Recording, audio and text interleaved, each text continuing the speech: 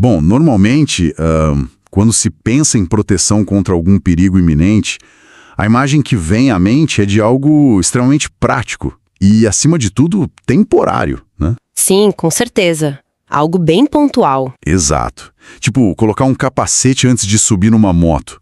Ou abrir aquele guarda-chuva pesado quando o céu desaba numa tempestade. É uma ferramenta utilitária. Aham. Ela cumpre ali o seu papel exato no momento do risco e, logo em seguida, quando o perigo passa, a ferramenta é simplesmente guardada no armário. É, faz todo sentido. É algo puramente funcional e de natureza meio que binária.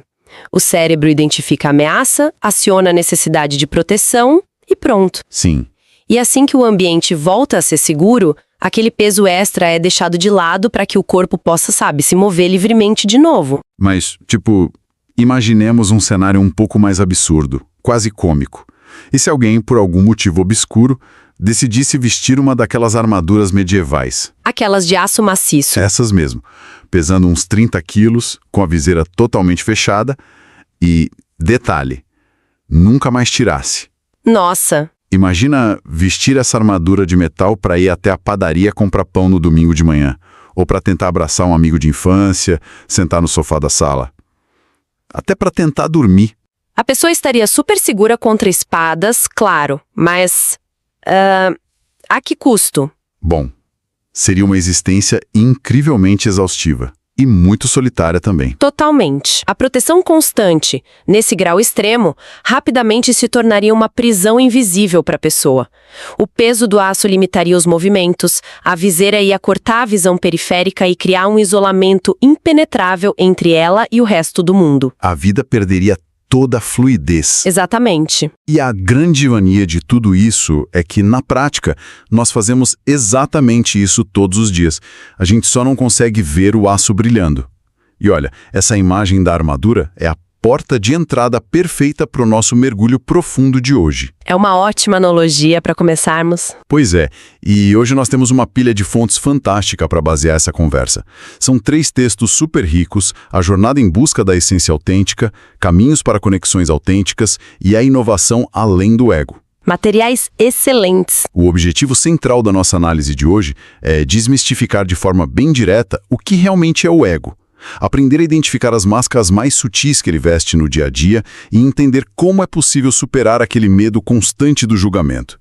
Tudo isso para, finalmente, liberar uma criatividade que não seja bloqueada pela insegurança. Uma missão e tanto. Sem dúvida. Então, ok, vamos desempacotar isso. Porque o ego é uma daquelas palavras que todo mundo usa o tempo todo, né? Aparecem discussões de trabalho, conversas de bar, mas a verdade é que quase ninguém compreende o mecanismo real de como ele opera na nossa cabeça. Para estabelecer o terreno da forma correta, a gente precisa tirar o ego da categoria de vilão. Como assim? Culturalmente, existe essa ideia de que o ego é uma entidade maligna, um monstrinho interno tentando sabotar a vida da pessoa o tempo todo. Sim, a gente sempre ouve que tem que matar o ego. Exato. Mas do ponto de vista psicológico e até evolutivo, o ego é uma estrutura de defesa incrivelmente complexa. Ele é um construto mental desenhado pelo cérebro com um único propósito: proteção. Proteção. Isso. O cérebro humano é uma máquina focada na sobrevivência, não necessariamente na felicidade. Então o desafio não é pegar uma espada imaginária e declarar guerra ao ego para destruí-lo. O desafio real é entender por que o cérebro sente que precisa dessa armadura em primeiro lugar. Mas espera aí, se é um mecanismo de sobrevivência, por que ele se torna um problema tão gigantesco nas nossas vidas modernas? Quero dizer, hoje em dia o perigo de ser devorado por um predador na rua é quase zero. O que é fascinante aqui é o descompasso evolutivo. Para os nossos ancestrais, viver em tribo era a única garantia de sobrevivência que eles tinham. Ser rejeitado pelo grupo, sofrer uma espécie de morte social, significava morte física literal. Ficar sozinho na savana não devia ser uma boa ideia. Fatal. Simplesmente fatal. Então, o cérebro desenvolveu esse software que a gente chama de ego para monitorar constantemente o status social, para garantir que o indivíduo fosse aceito, valorizado e, portanto, seguro. Tá, a ficha tá caindo. O problema é que o hardware do nosso cérebro não mudou quase nada, mas a sociedade mudou drasticamente. Hoje, quando alguém discorda de uma ideia numa reunião de escritório, o ego não interpreta isso como uma mera divergência profissional. Ele vê como ameaça. Exatamente, ele lê como uma ameaça de morte social. A amígdala no cérebro dispara como se houvesse um leão faminto na sala de reunião. Caramba, então as famosas máscaras do ego são, na verdade, reações de pânico disfarçadas. Precisamente. Isso explica muita coisa. Explica aquelas reações impulsivas e agressivas por motivos totalmente banais e até o orgulho desmedido e aquela necessidade quase patológica que algumas pessoas têm de estar sempre com a razão. Mesmo quando não fazem ideia do que estão falando. Nossa, sim. A pessoa não está defendendo um argumento ali. Ela está defendendo a própria sobrevivência psicológica. É perfeito esse raciocínio. A necessidade de ter razão, o hábito de fazer comparações constantes com o que os outros têm, o apego obsessivo a resultados, tudo isso são fechadas defensivas. O ego atua como uma máquina calculando o tempo todo o valor do indivíduo, mas sempre com base em métricas externas. É como se a armadura ficasse mais grossa cada vez que a pessoa se sente ameaçada pelas conquistas de terceiros. Mas espera aí, eu preciso questionar um ponto que me deixou bastante intrigada ao ler as fontes de hoje. É muito fácil entender a arrogância, a superioridade e aquele complexo de grandeza como o ego. Isso é óbvio. Claro. Mas os textos trazem a premissa de que o ego também se manifesta através de sentimentos crônicos de inferioridade. Sim, trazem. Como assim? Como se sentir um fracasso total, tipo a pior pessoa da sala, pode ser uma viagem de ego? Isso parece, sei lá, totalmente contraditório. É uma excelente provocação. À primeira vista, realmente parece um paradoxo gigantesco. Mas a gente precisa voltar à definição mecânica do que é o ego. Tá. Ele é a obsessão absoluta com a separação e com o conceito do eu. Quando o indivíduo cultiva um sentimento profundo e constante de inferioridade ou mergulha na autopiedade, qual é o foco principal dos pensamentos dele? Ele mesmo. Exatamente. O foco ainda é exclusivamente ele mesmo. Frases mentais tipo, eu sou o pior nisso, ninguém gosta de mim, ou o universo está conspirando contra os meus planos. Nossa. A narrativa continua girando inteiramente em torno do indivíduo. É a síndrome do protagonista, só que encenando uma tragédia em vez de um triunfo épico. Nossa, ver por esse ângulo muda completamente o jogo. A autopiedade é apenas o orgulho que não deu certo. Ótima forma de colocar. É a mesma armadura medieval, só que pintado de uma cor mais escura e melancólica. Mas o peso nas costas continua esmagando quem a veste. Sem tirar nem pôr. E se tudo isso, tanto a ilusão de superioridade quanto a de inferioridade, formam a máscara, o que sobra quando a pessoa finalmente tem a coragem de tirar esse capacete pesado? Como é que a gente opera sem essa armadura? Quando o indivíduo transcende essa estrutura defensiva, o que emerge é o que as fontes chamam de essência verdadeira ou identidade autêntica. E como ela funciona? A mecânica dessa essência é oposta à do ego. Enquanto o ego opera na escassez e no medo, a essência opera num estado que não tem ligação alguma com posses materiais, com status corporativo ou com validação externa. Fica independente disso tudo. Sim, ela se manifesta de forma prática através da resiliência emocional genuína, também por uma compaixão profunda pelos outros e um senso de propósito que não exige palco. Agir a partir da essência não significa ser passivo, significa agir sem a necessidade compulsiva de provar algo para os outros o tempo todo. E isso nos leva diretamente para o impacto prático dessa dinâmica nas relações interpessoais, porque ninguém vive no vácuo, né? Com certeza não. Se a armadura do ego isola a pessoa internamente a esse ponto, o que acontece quando duas pessoas vestindo armaduras idênticas e cheias de espinhos tentam se comunicar? É um desastre anunciado. Fica muito evidente nas fontes que o ego atua como um sabotador implacável das conexões. Sem dúvida. A comunicação mediada pelo ego é, por definição, um campo minado. Quando a mensagem do outro passa pelo filtro do ego, a escuta ativa simplesmente desmorona. A pessoa para de ouvir. Totalmente. A postura defensiva toma conta. O indivíduo deixa de escutar para compreender e passa a escutar apenas para identificar as falhas no argumento alheio, meio que recarregando a sua própria munição verbal para o contra-ataque. Sim, a gente vê muito isso. O ego odeia a vulnerabilidade que a escuta verdadeira exige. Para o ego, considerar legitimamente o ponto de vista de outra pessoa significa admitir que a própria perspectiva pode estar incompleta, e ele traduz isso diretamente como fraqueza. Aqui é que a coisa fica realmente interessante. Se a gente analisar o comportamento cotidiano, seja em reuniões de condomínio, em debates inflamados na internet ou no ambiente corporativo, percebemos que, na maioria das vezes, não são duas pessoas conversando. Não são mesmo. São dois egos gigantescos, inflando o peito, disputando território para ver quem sai da sala com o troféu invisível de estar certo. A discussão perde o foco na resolução do problema e vira um cabo de guerra de identidades. E ninguém ganha esse cabo de guerra. Mas qual é o antídoto mecânico para isso? Porque apenas pedir para as pessoas baixarem a guarda não funciona de jeito nenhum na prática. Se conectarmos isso ao quadro geral das relações humanas, vemos que o antídoto mecânico que desativa esse sistema de alarme é o cultivo deliberado da empatia e da autoconsciência. Empatia como ferramenta tática. Isso.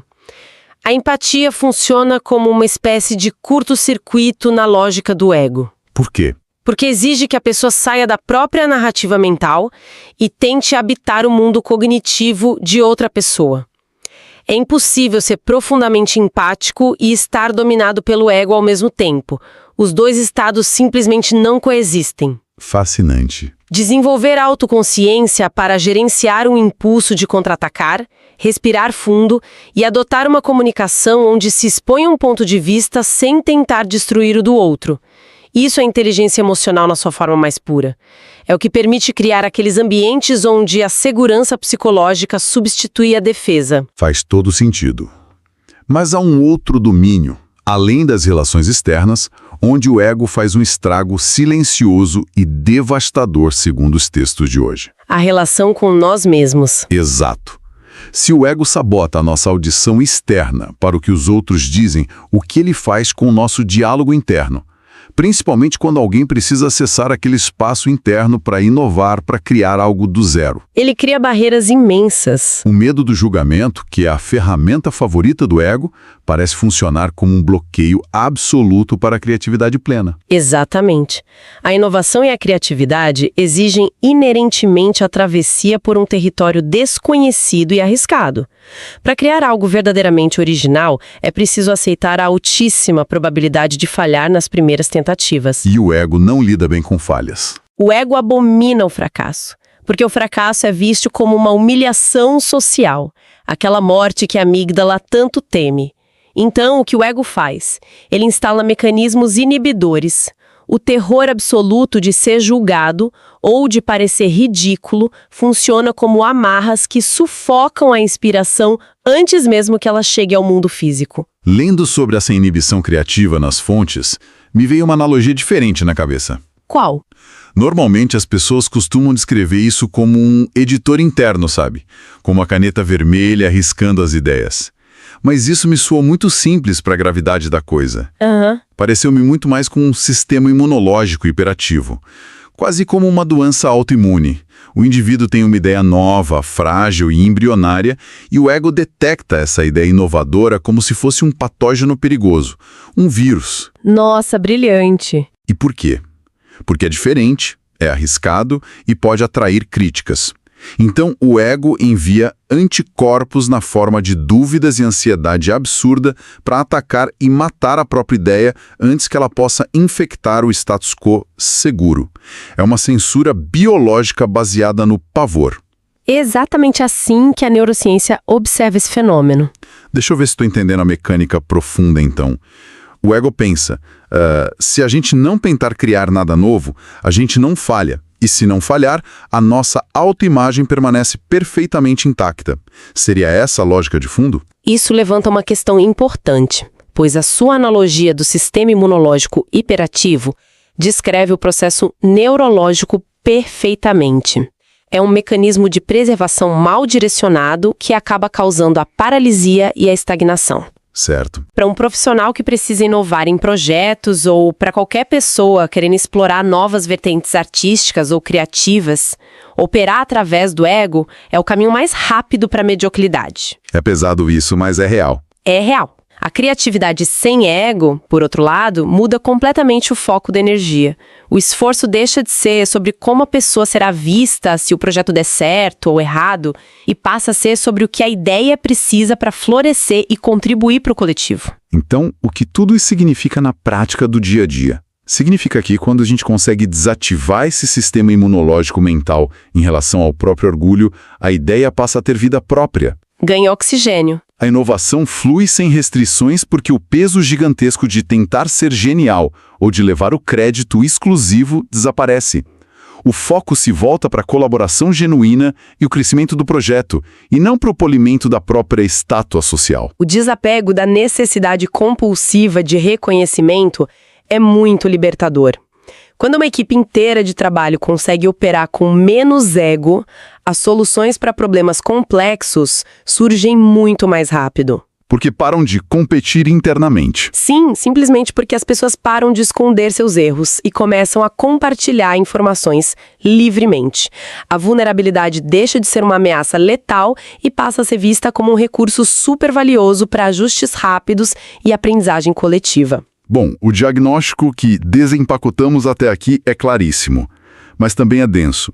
Vimos que o ego constrói muros altos e cheios de espinhos na comunicação, sabota relacionamentos profundos e sufoca a nossa criatividade através do pânico do julgamento social. O estrago é grande. A grande pergunta que fica, para quem está nos ouvindo e pensando nisso agora, é qual é o plano de ação?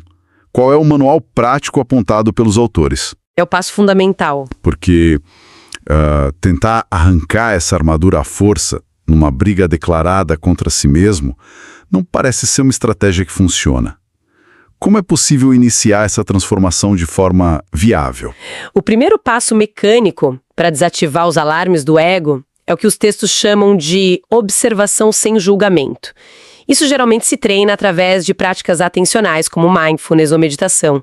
Mas não é aquela coisa de tentar parar de pensar, né? Não, de forma alguma. A ideia não é esvaziar mente, isso é um mito gigantesco. A ideia é criar uma pequena distância, uma lacuna temporal, de milissegundos entre o estímulo externo e a reação interna. Um espaço de respiro. Permite notar algo tipo, o meu peito apertou, a minha defesa foi acionada, o meu ego está tentando tomar o controle. Só observar. Exato. Essa simples constatação já quebra a identificação total. A pessoa percebe que o ego é apenas uma peça da sua arquitetura mental, não quem ela é na sua totalidade. Sabe, escutando essa explicação sobre a quebra de identificação, me vem à mente que lidar com o ego não tem nada a ver com tentar expulsar um inquilino insuportável de dentro de casa, jogando todas as malas dele na calçada. Até porque não tem como. Pois é, até porque ele tem a chave da porta. É muito mais um processo de aceitar que esse inquilino, o ego, mora na mesma casa que você, tem um quarto só dele lá no fundo do corredor e sempre vai dar as caras de vez em quando. Perfeito. A mudança monumental é garantir que a partir de hoje ele não tenha mais o controle remoto da TV da sala. Ele pode resmungar, pode sugerir o que assistir, mas não é mais ele quem toma as decisões que afetam a casa inteira. Nossa, essa imagem do controle remoto captura perfeitamente a essência do que a psicologia moderna propõe para a integração do ego. Nós não podemos destruí-lo. E se tentar, dá ruim. Dá muito ruim.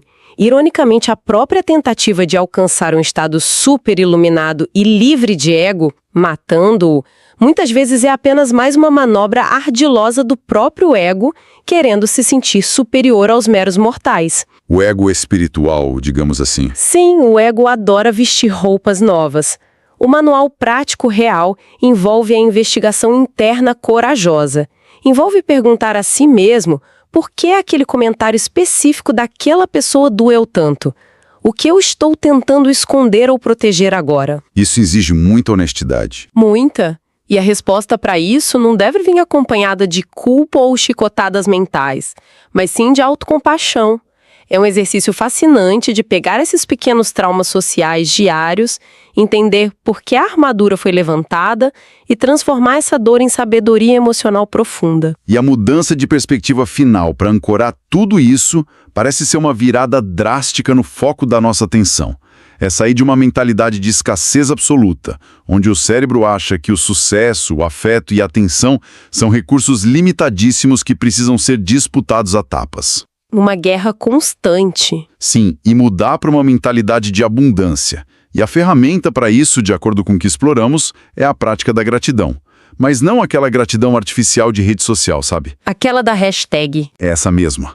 Falo da percepção real de valor no que já se tem e de quem já se é no momento presente, o que, mecanicamente, corta o combustível daquela comparação incessante com os outros. A gratidão genuína é, fisiologicamente falando, incompatível com a ansiedade gerada pela escassez. Quando a atenção repousa no presente de forma grata, o ego perde momentaneamente o emprego, já que a sua principal função é justamente preocupar-se obsessivamente com o futuro e com o status. Fantástico.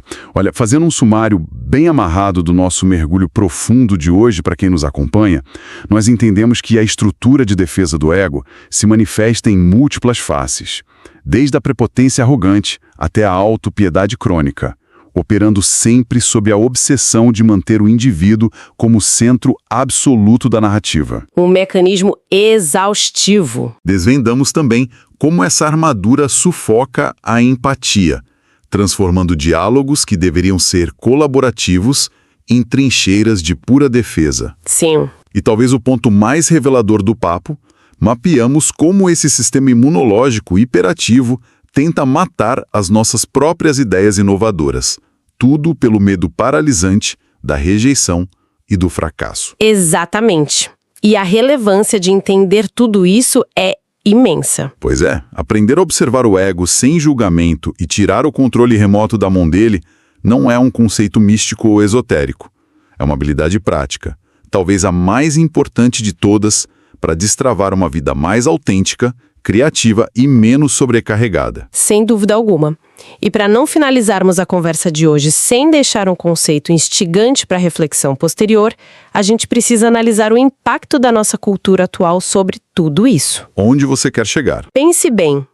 Se a premissa das fontes é que o ego prospera na sensação crônica de escassez e insuficiência, será que a gigantesca e multibilionária indústria moderna do desenvolvimento pessoal contínuo não se tornou, em grande parte, uma armadilha perfeita? Nossa, que pedrada! Pois é!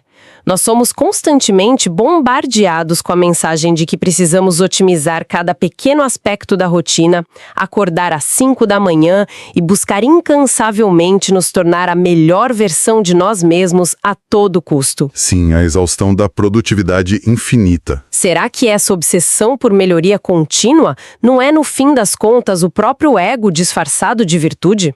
Uma voz interna sussurrando repetidamente que o estado atual nunca é digno de paz e que, fundamentalmente, nós nunca somos o suficiente do jeito que somos agora. Caramba, essa provocação final é daquelas para deixar o cérebro trabalhando em segundo plano pelo resto da semana. Dá muito pano pra manga. É para dar um nó na cabeça mesmo. Talvez o maior ato de rebeldia não seja tentar construir uma versão nova, mais polida e atualizada da armadura, mas sim perceber que para acessar a nossa verdadeira essência, nós não precisamos adicionar absolutamente mais nada ao currículo ou à personalidade. Exato. Apenas retirar. Precisamos apenas ter a coragem de começar a soltar o peso daquilo que não nos serve mais. Fique esse convite para a observação diária de quem está com a gente. Muito obrigado a todos por estarem aqui. Até o nosso próximo mergulho profundo.